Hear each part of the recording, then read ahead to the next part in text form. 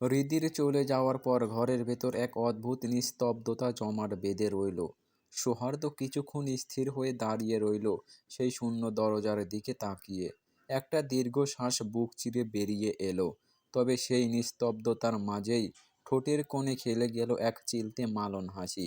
অস্ফুট স্বরে আপন মনেই বিড়বিড় করে বলল, স্টুপিডদের ব্যাটারি। পরক্ষণেই নিজেকে সামলে নিয়ে ডেস্কের ওপর পড়ে থাকা রোগীর ফাইলগুলোতে চোখ বোলালো সে। কাল সকালে একটি ইমার্জেন্সি অপারেশন আছে, তার প্রস্তুতি এখন সবচেয়ে জরুরি। হঠাৎ করেই কড়া নাড়তেই দরজা খুলে ভেতরে এলেন সারহান চৌধুরী। বাবাকে দেখে সৌহার্দ্যের কপালে ভাঁজ পড়ল ঠিকই, কিন্তু কোনো বাক্য ব্যয় না করে সে নিজের মনোযোগ আবার ফাইলের ভেতরেই ঢুকিয়ে রাখল। সারহান চৌধুরী ছেলের সামনে এসে চেয়ার টেনে বসলেন। অস্বস্তি নিয়ে গলা খেঁকারে দিয়ে জিজ্ঞাসা করলেন, তোমার শরীর এখন কেমন?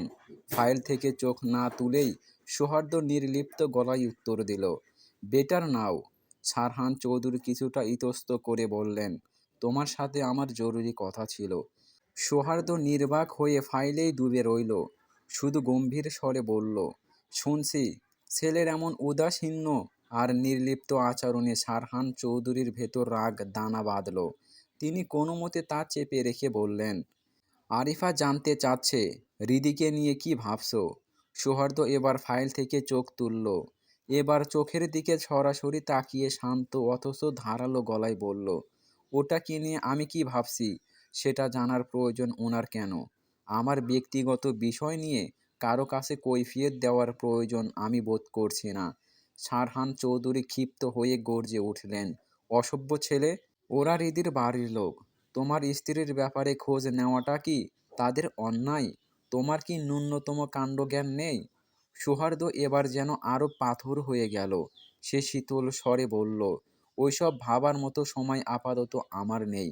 কাল সকালে একটা ইমার্জেন্সি অপারেশন রয়েছে, আমি তার স্টাডি নিয়ে ব্যস্ত। এছাড়া আর কিছু বলার থাকলে বলো, না হলে আমাকে একটু একা ছাড়ো। ছেলের এই শীতল দেয়াল ভেঙে সারহান চৌধুরীর ধৈর্যের বাঁধ ভেঙে গেল। তিনি চেয়ার ছেড়ে উঠে দাঁড়িয়ে রাগে কাঁপতে কাঁপতে বললেন, তোমার একগুঁয়েমির জন্য আমি হৃদিতার জীবন নষ্ট হতে দিতে পারি না। তুমি যখন মানছ না, আমাকেই অন্য ব্যবস্থা করতে হবে। আমি উকিলের সাথে কথা বলবো, যত দ্রুত সম্ভব তোমাদের ডিভোর্সের ব্যবস্থা করব। সৌহার্দ্য বাবার দিকে কিছুক্ষণ অপলক দৃষ্টিতে তাকিয়ে রইল। তার চোখে কোনো প্রতিক্রিয়া নেই, যেন ডিভোর্সের কথাটি তার কাছে বাতাসের চেয়েও তুচ্ছ। সে আবার নিজের কাজে মনোযোগ দিল। সারহান চৌধুরী বুঝতে পারলেন, এই পাথরের মূর্তিকে বুঝিয়ে কোনো লাভ নেই। নিজের হাতে মেয়েটার জীবন তিনি নষ্ট করে দিলেন ভেবে এক তীব্র অনুশোচনা তাকে গ্রাস করল। তিনি নিজের মনেই এক কঠিন সিদ্ধান্ত নিয়ে নিলেন। আর কোনো কথা না বলে রাগে গুমোট হয়ে ঘর থেকে বেরিয়ে গেলেন তিনি। বাবা ঘর থেকে বের হতেই সৌহার্দ্য কলমটা নামিয়ে রাখল। জানালার বাইরের অন্ধকার আকাশের দিকে তাকিয়ে একটা দীর্ঘশ্বাস ফেলল সে। চোখ দুটো বন্ধ করে কিছুক্ষণ স্তব্ধ হয়ে বসে রইল, যেন মনের ভেতর জমে থাকা কোনো অজানা ঝড়কে সে একা হাতে সামলে নিচ্ছে। সেদিনের সেই ঘটনার পর পেরিয়ে গেছে একটি পুরো মাস। হৃদি এখন আর সৌহার্দ্যের বাড়িতে নেই, আশ্রয় নিয়েছে নিজের ফুপুর বাসায়। সেদিন সারহান চৌধুরী যখন ছেলের এমন পাথর চাপা নির্লিপ্ততা আর উদাসীনতা দেখলেন, নিজের সন্তানের এমন আচরণে তিনি লজ্জিত বোধ করেছিলেন। হৃদিকে কাছে ডেকে পরম মমতায় তিনি বুঝিয়েছিলেন, মা, কিছুদিন আরিফার বাসায় গিয়ে থাকো। ও একটু একা থাকুক, নিজেকে সময় দিক, দেখা যাক ও আসলে ঠিক কী চায়। হৃদি শুরুতে রাজি হতে চায়নি। সৌহার্দ্যর কাছ থেকে দূরে সরে যাওয়ার কথা ভাবলেই ওর বুকের ভেতরটা হু হু করে উঠছিল। কিন্তু সারহান চৌধুরীর মতো মানুষের অনুরোধ উপেক্ষা করার সাধ্য ওর ছিল না। অগত্যা হৃদি রাজি হলো, এই আশায় হয়তো এই দূরত্ব তাদের সম্পর্কের জোট খুলবে। হয়তো সৌহার্দ্যের অবচেতন মনের কথাগুলো স্পষ্ট হবে। কিন্তু হৃদির সমস্ত প্রত্যাশা ভেঙে চুরমার হয়ে গেল। সবাইকে ভুল প্রমাণ করে সৌহার্দ্য এই একটি মাসে একবারের জন্যেও হৃদির খোঁজ নেয়নি। কোনো অনুতাপ, কোনো অস্থিরতা, এমনকি হৃদির অনুপস্থিতিতে ওর জীবনে যে কোনো পরিবর্তন এসেছে তার বিন্দুমাত্র ছাপও সৌহার্দ্যের আচরণে দেখা যায়নি। রীতি চলে যাওয়াটা যেন ওর কাছে একটা সাধারণ ঘটনার মতো, যেটাতে কোনো প্রতিক্রিয়া জানানোর প্রয়োজনও সে বোধ করেননি। ছেলের এই অদ্ভুত নীরবতায় সারহান চৌধুরী ভেতরে ভেতরে প্রচণ্ড বিরক্ত আর লজ্জিত ছিলেন। তিনি কয়েকবারই হৃদিকে ফিরিয়ে আনার চেষ্টা করেছেন, কিন্তু হৃদি আর ফিরিয়ে যায়নি। অভিমানে আর অপমানে ওর মনটা পাথর হয়ে গেছে। হৃদি বুঝে গেছে, যেখানে ভালোবাসার চেয়ে আত্মসম্মানের অভাবটা বেশ প্রকট, সেখানে থাকা মানে নিজের অস্তিত্বকেই বিসর্জন দেওয়া। এই 1 মাসে সৌহার্দ্যর সাথে হৃদের আর দেখাও হয়নি। হৃদি জেনে বুঝেই সৌহার্দ্যের ক্লাসগুলো এড়িয়ে চলছে, যেন ভুলেও চোখের সামনে পড়ে স্মৃতিগুলো আবার নতুন করে ক্ষত তৈরি না করে। অভিমানের দেয়াল ঢাকা এই দূরত্বে হৃদি কেবল নিজের ক্ষতগুলো নিয়ে বেঁচে আছে, আর সৌহার্দ্যর নীরবতা সেই ক্ষতকে প্রতিনিয়ত আরও গভীর করছে। ফ্ল্যাশব্যাক। সৌহার্দ্যের রুম থেকে বেরিয়ে সারহান চৌধুরী ধীরে পায়ে এগিয়ে গেলেন হৃদের রুমের দিকে। মাঝরাতে নিস্তব্ধতা চিরে দরজায় হালকা টোকা দিতেই হৃদি ঘুম জড়ানো চোখে দরজা খুলল। এত রাতে শ্বশুরকে এমন অবস্থায় দেখে হৃদি কিছুটা উদ্বিগ্ন হয়েই বলল, আব্বু, আপনি এত রাতে? আম্মুর শরীর ঠিক আছে তো? সারহান চৌধুরী হালকা হেসে আশ্বস্ত করে বললেন, ঠিক আছে, তোর সাথে আমার একটু কথা আছে মা। হৃদি ওনার দিকে তাকিয়ে চিন্তিত মুখে বলল, আসুন আব্বু, বলুন কি কথা।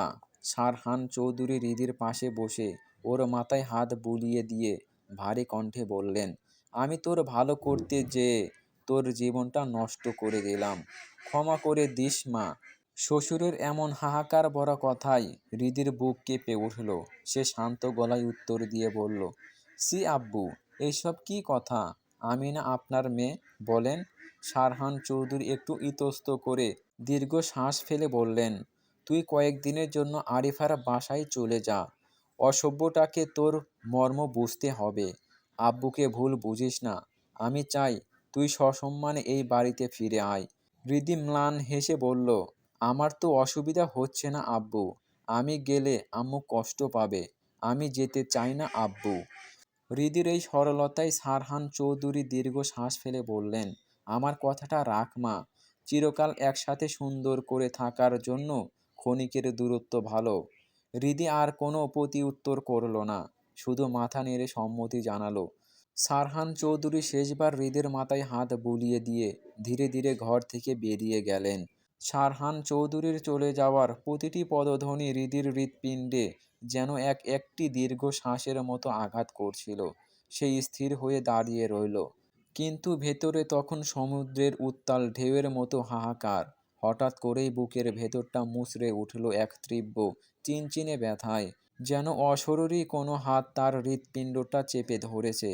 চোখের নোনা জল গড়িয়ে পড়ছে অবিরত, কিন্তু হৃদি অতি কষ্টে সেগুলো মুছে আকাশের বিশাল শূন্যতার দিকে তাকালো। আর্তনাদের মতো স্বর বের হয়ে এলো তার কণ্ঠ থেকে, অবশেষে আপনাকে মুক্তি দিয়ে দিলাম ডাক্তার সাহেব। আপনার জীবন থেকে আমার অস্তিত্বের এই শেষ চিহ্নটুকুও মুছে ফেললাম।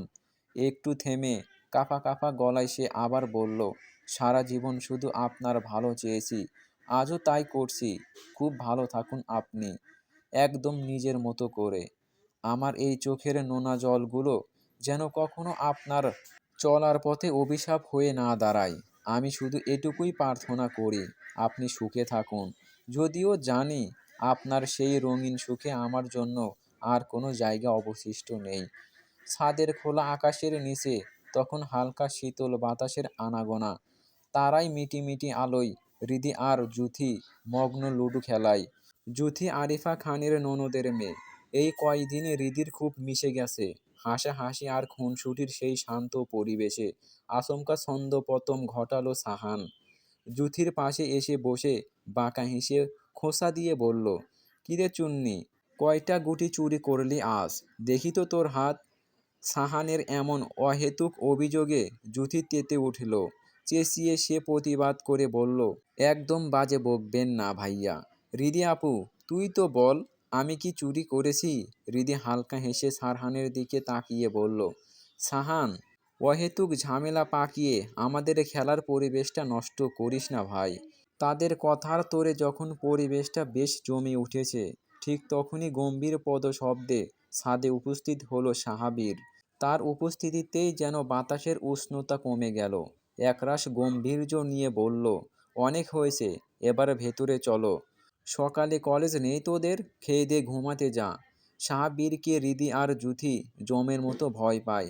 তার কণ্ঠের আদেশে মুহূর্তের মধ্যেই দুজন পিলপিল পায়ে ছাদ থেকে নামতে শুরু করলো। ঠিক তখনই সাহাবীর হৃদির দিকে তাকিয়ে শান্ত অথচ কর্তৃপূর্ণ স্বরে বলল, হৃদি, আমার জন্য এক কাপ কফি নিয়ে আয় তো।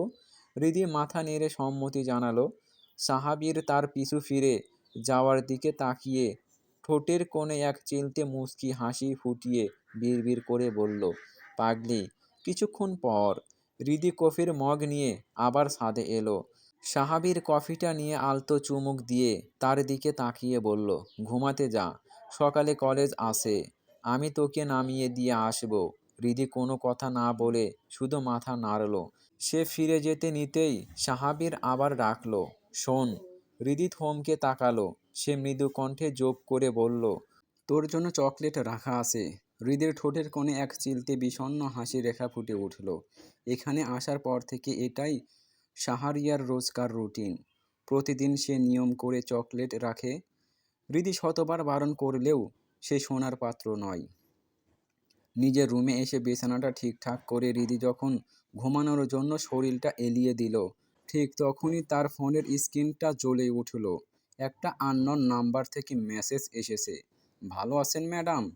ফোনের স্ক্রিনে ভেসে ওঠা মেসেজটা দেখে হৃদির বুকের ভেতরটা ধক করে উঠল। আননোন নাম্বার, তার ওপর ম্যাডাম সম্বোধন। এখানে আসার পর থেকেই এই নাম্বারটার থেকে অদ্ভুত সব মেসেজ আসছিল। কখনো শুধু একটা ডট, কখনো একটা প্রশ্নবোধক চিহ্ন।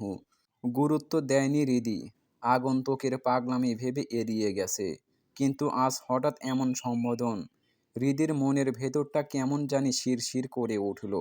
কৌতূহল আর অস্বস্তির দোলাচলে সে দ্রুত টাইপ করল, কে আপনি? ফোনটা হাতে নিয়েই অপেক্ষা করছিল হৃদি। কিন্তু প্রতি উত্তর নীরবতা। সময় গড়িয়ে যাচ্ছে, কিন্তু ওপাশ থেকে কোনো সাড়া নেই। দীর্ঘ অপেক্ষার পর যখন হৃদি হতাশ হয়ে ফোনটা বালিশের পাশে রেখে ঘুমানোর প্রস্তুতি নিচ্ছিল, ঠিক তখনই টুং, স্ক্রিনটা জ্বলে উঠল। হলাম ধরেন কেউ একজন, ম্যাডাম। মেসেজটা পড়ার পর হৃদি স্তম্ভিত হয়ে বসে রইল। শব্দগুলোর দিকে অপলক দৃষ্টিতে তাকিয়ে সে পরিচিত কারো সাথে মেলাতে চাইল, কিন্তু মনের হাজারো গলি খুঁজেও সে তার সাথেই খাপ খাওয়াতে পারল না। হৃদির আঙ্গুলগুলো আবারও সক্রিয়ভাবে কিবোর্ড টাইপ করল। সে কেউ একজনটা কে সেটা জানতে চাচ্ছি, বলবেন প্লিজ। অপেক্ষা আর অপেক্ষা। ঘড়ির কাঁটার শব্দ ছাড়া ঘরের নিস্তব্ধতা যেন আরও ভারী হয়ে উঠল। কিন্তু ওপাশ থেকে আর কোনো উত্তর এলো না। হৃদির ভেতরটা এবার বিরক্তিতে ভরে গেল। তীব্র ইচ্ছে হলো নাম্বারটা ব্লক করে দেওয়ার। কিন্তু একটা অদৃশ্য টান যেন তাকে আটকে রাখল।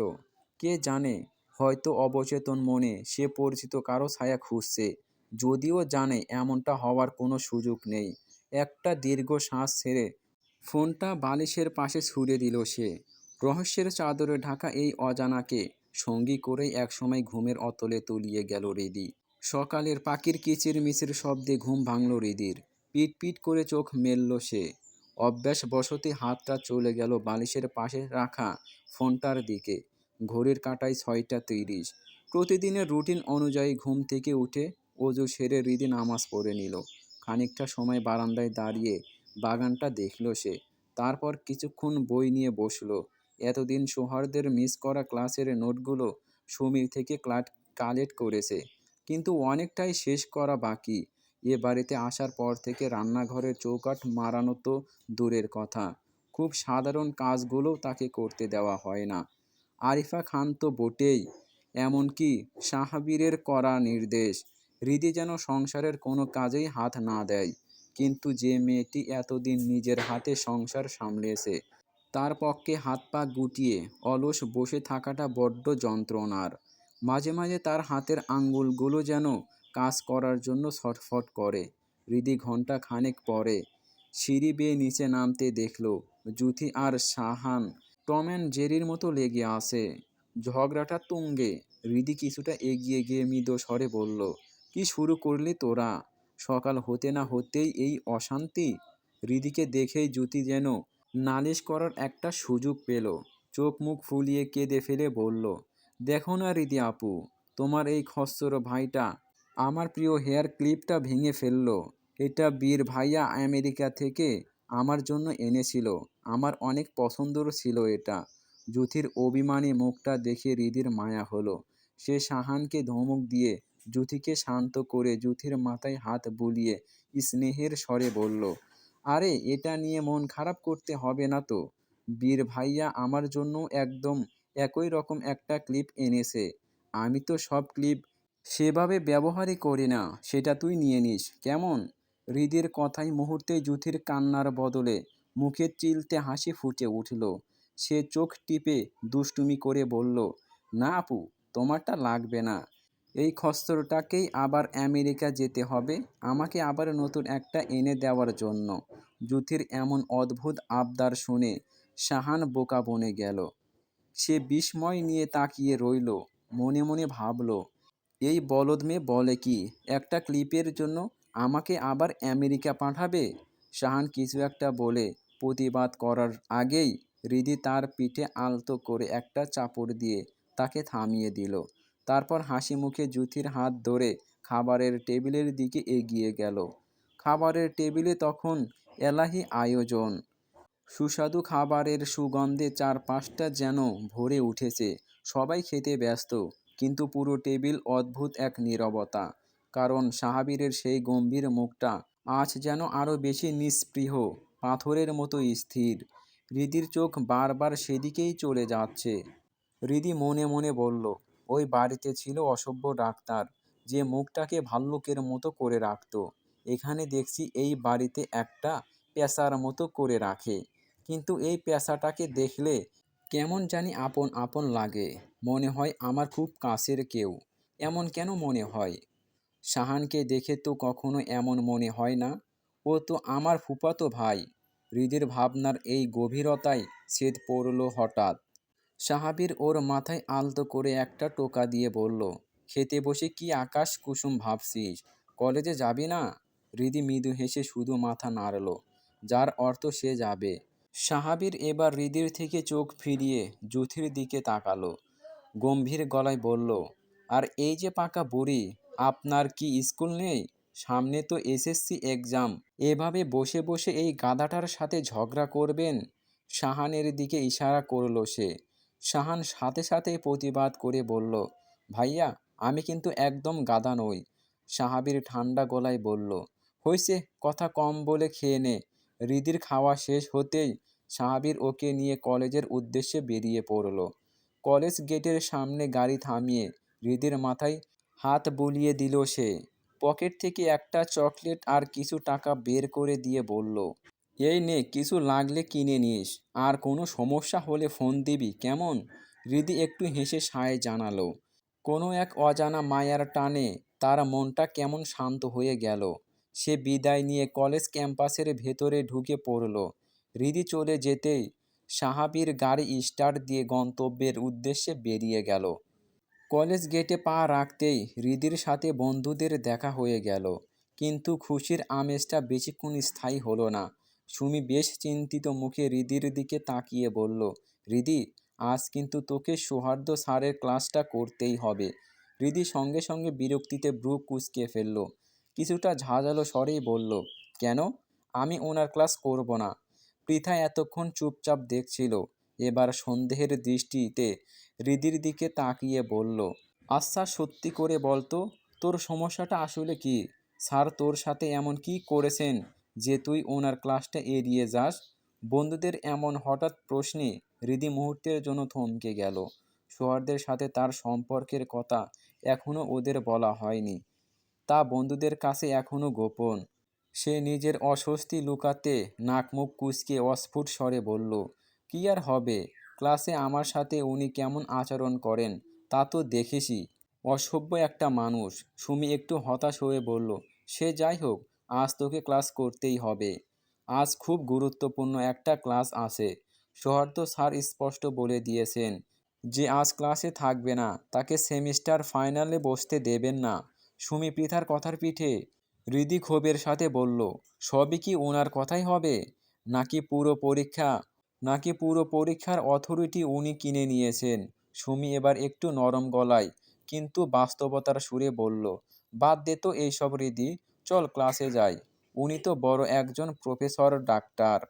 ওনার সাথে আমাদের মতো ছাত্রীদের জেদ করে পেরে ওঠা সম্ভব নয়। ব্যাপারটা একটু বোঝার চেষ্টা কর। বন্ধুর কথায় হৃদি কিছুক্ষণ চুপ করে রইল। একটা দীর্ঘশ্বাস ফেলে সে নিজেও বুঝল, ব্যক্তিগত সম্পর্কের রেশ ধরে নিজের পড়াশোনার ক্ষতি করাটা বোকামি ছাড়া আর কিছুই নয়। আর কতদিন এভাবে পালিয়ে বেড়াবে? কেনই বা পালাবে? সৌহার্দ্যকে ছাড়াও যে সে ভালো থাকতে পারে সেটা তাকে প্রমাণ করে দিতেই হবে। মাথা উঁচু করেই নিজের অস্থির মনটাকে কোনো মতে সামলে নিল হৃদি। এরপর সুমির হাত ধরে নীরব পদক্ষেপে ক্লাসের দিকে এগিয়ে গেল সে। ক্লাসরুমের দরজা ঠেলে ভেতরে পা রাখতেই সৌহার্দ্যের গম্ভীর গলার আওয়াজ কানে এলো। সে অলরেডি ক্লাস শুরু করে দিয়েছে। আজ তাকে বরাবরের চেয়ে একটু অন্যরকম লাগছে। প্রতিদিনের কালো বা সাদা শার্টের বদলে তার পরনে আজ ছাই রঙের একটা শার্ট, হাতা গোটানো, যা তার ব্যক্তিত্বকে আরও আকর্ষণীয় করে তুলেছে। মুখে হালকা খোসা খোসা দাড়ি, যা তার কঠোর চাহনিকে যেন রহস্যময় করে তুলেছে। প্রজেক্টরের আলোয় তার ছায়া দেয়ালে কাঁপছে, আর সে হাত নেড়ে অত্যন্ত কৌশলে লেকচার বুঝিয়ে দিচ্ছে। সায়েম একটু কাঁপা গলায় উঁচু স্বরে বলল, উই ক্যান কাম স্যার। হৃদি মনে মনে ভাবল, নিশ্চয়ই কোনো আজব তেরামি দেখাবে সে। এটাই তো তার স্বভাব। কিন্তু সবাইকে অবাক করে দিয়ে সৌহার্দ্য শুধু একবার তাদের দিকে তাকালো। তার তীক্ষ্ণ চোখে মুহূর্তের স্থিরতা। তারপর নির্লিপ্ত কণ্ঠে বলল, ইয়েস, ক্লাস চলছে। হঠাৎ সৌহার্দ্যের নজর গিয়ে পড়ল সায়েমের ওপর। তার গমগমে কণ্ঠস্বর পুরো ক্লাসে প্রতিধ্বনি তুলল, ইউ চার চোখ, কাম হিয়ার। সায়েমের বুকটা কেঁপে উঠল। মনে মনে ভাবল, এই খাটাসটা আবার কি শুরু করলো? কোনো প্রশ্ন না করেই সে অপরাধীর মতো এগিয়ে গেল। সৌহার্দ্য তাকে আপাদমস্তক পর্যবেক্ষণ করে হঠাৎ জিজ্ঞেস করে বসল, গান পারো? এমন অদ্ভুত প্রশ্নে সায়েম বোকা বনে গেল। আমতা আমতা করে বলল, মোটামুটি পারি স্যার। সৌহার্দ্য একটু ভেবে নিয়ে বলল, চলবে, ক্যারি অন। ওই যে গানটা আছে না, চলে গেছে কি, ওটা গাও। সায়েম কিংকর্তব্য বিমূঢ় হয়ে দাঁড়িয়ে রইল। সে কিছুই বুঝতে পারছে না। সৌহার্দ্য মোবাইল বের করে গানটা সার্চ দিয়ে সায়েমের সামনে ধরল। গানের রিলিক্স দেখে সায়েম মনে মনে বলল, খাটাসটার কি ব্রেকআপ হয়েছে? না হলে হঠাৎ ক্লাসে গান কেন শুনতে চাচ্ছে, তাও আবার এমন? সায়েমকে চুপ করে থাকতে দেখে সৌহার্দ্য বিরক্তিকর স্বরে তাগিদ দিয়ে বলল, what's happened? Hurry up. Sayem একটু গলা ছেড়ে গাইতে শুরু করলো, চলে গেছে তাতে কি, নতুন একটা পেয়েছি, তোমার থেকে আরও বেশি সুন্দরী। গান শেষ হতেই সৌহার্দ্য ভ্রু কুঁচকে বলল, এভাবে না, জোরে গাও। লাস্ট বেঞ্চ পর্যন্ত শোনাতে হবে, সবাই একটু এনজয় করুক। সায়েম মনে মনে বলল, ডাক্তার হতে এসেছি নাকি সার্কাস করতে, আল্লাহই জানে। সে দাঁতে দাঁত চেপে আরও জোরে চিৎকার করে গাইল। গান শেষ হতেই সৌহার্দ্য হাত নেড়ে বলল, বাজে হয়েছে, ইউ গো। সায়েম ফেরার সময় মনে মনে বিড়বিড় করলো, এই জন্যই তোর গার্লফ্রেন্ড তোকে ছেড়ে পালিয়েছে, খাটাস। হৃদি এতক্ষণ এক দৃষ্টিতে সব দেখছিল। তার মনে হলো সৌহার্দ্য জেনে শুনেই তাকে অস্বস্তিতে ফেলার জন্য এসব করছে। রাগে হৃদির শরীর রি রি করছিল। সে ফিসফিস করে বলল, অসভ্য লোক, তোর কাজই তো একটা ধরা আর একটা ছাড়া, লুচ্চা ডাক্তার কোথাকার। ঠিক সেই মুহূর্তে সৌহার্দ্যের তীক্ষ্ণ কণ্ঠ ভেসে এলো, বোচানাক, স্ট্যান্ড আপ। হৃদি রাগে গজ গজ করতে করতে উঠে দাঁড়ালো, কিন্তু সৌহার্দ্যের দিকে তাকালো না। সৌহার্দ্য তার সামনে এসে গমগমে স্বরে প্রশ্ন করে বলল, explain why you miss the class. হৃদির রাগ তখন চরম সীমায়। রাগের মাথায় আর হিতাহিত জ্ঞান শূন্য হয়ে সে বলেই ফেলল, আমার জামাই মরে গেছে স্যার। মুরব্বীরা বলেছে 40 দিন ঘরের বাইরে বের না হতে। বলে সে সরাসরি সৌহার্দ্যের চোখের দিকে কটমট করে তাকালো। কথাটা শুনেই সৌহার্দ্য খুক খুক করে কেসে উঠল। পরক্ষণে রাগান্বিত স্বরে বলল, স্টুপিড! ক্লাস শেষ না হওয়া পর্যন্ত এভাবেই দাঁড়িয়ে থাকো। পুরো 1 ঘন্টা রিদি দাঁড়িয়ে রইল। পায়ের ব্যথায় টনটন করছে। ইচ্ছে করছে লোকটার মাথা ফাটিয়ে দিতে। সে ভাবল, ক্লাস শেষ হলেই হয়তো সৌহার্দ্য চলে যাবে। কিন্তু সৌহার্দ্য সবাইকে অবাক করে দিয়ে ঘোষণা দিল, ক্লাস টেস্ট হবে। গত সপ্তাহে ওটি থাকাই নিতে পারেনি, তাই আজকেই বকেয়া পরীক্ষা। প্রশ্নপত্র বিলি করে হৃদির দিকে তাকিয়ে সে বিদ্রোহের স্বরে বলল, ইউ বিধবা, তুমি ওভাবেই লেখো। বিধবা শব্দটা যেন তীরের মতো হৃদির বুকে বিঁধল। নিজের রাগের ওপর ঘৃণা হলো তার। তখন রাগের মাথায় হুঁশ হারিয়ে বলে দিছে, শরীরটা নিস্তেজ হয়ে আসছে।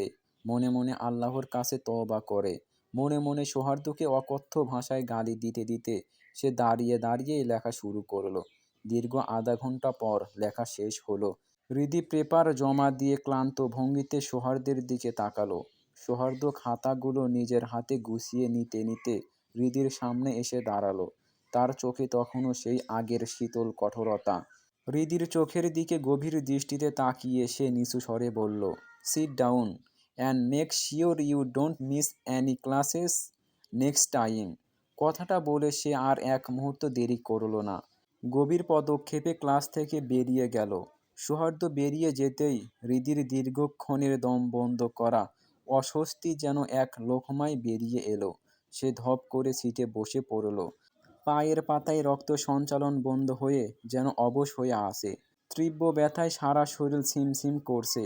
রাগে, অপমানে আর অভিমানে হৃদির চোখের কোণে জল চিকচিক করে উঠল। সে দাঁতে দাঁত চেপে বিড়বিড় করে বলল, অসভ্য ডাক্তার, তোর এমন মেজাজ! নিশ্চিত থাক, নতুন যেটা পেয়েছিস তার হাতে দিনে রাতে ঝাড়ু পেটা খাবি তুই। ক্লাস শেষ করে সৌহার্দ্য দ্রুত পায়ে কলেজ গেটের দিকে এগিয়ে গেল। সামনেই তার গাড়ি দাঁড়িয়ে ছিল। সে দরজা খুলতে যাবে, ঠিক সেই মুহূর্তে পেছন থেকে ভেসে এলো এক পরিচিত অথচ অপ্রত্যাশিত কণ্ঠস্বর, doctor Chowdhury, long time no see. চলবে, কেমন লাগলো এই পর্বটা অবশ্যই কমেন্ট বক্সে কমেন্ট করে জানাবেন। আর আমার চ্যানেলে যারা নতুন তারা অবশ্যই চ্যানেলটা সাবস্ক্রাইব করে পাশে থাকবেন। ধন্যবাদ।